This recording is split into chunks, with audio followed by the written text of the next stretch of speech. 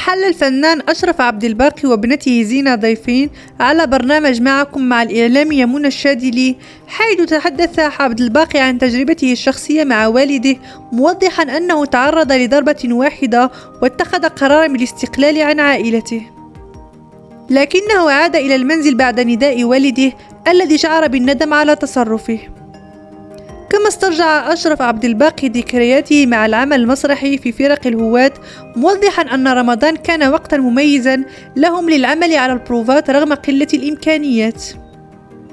من جانبها تحدثت زينة عبد الباقي عن مسيرتها في الإخراج، مشيرة إلى دعم والدها الذي ساعدها في تخطي مخاوفها ودعم حلمها في الإخراج، وأوضحت أنها تسعى لتقديم أفلام تلامس قصص الحب بطريقة مبتكرة، مؤكدا أن دعم والدها كان حاسما في مسيرتها.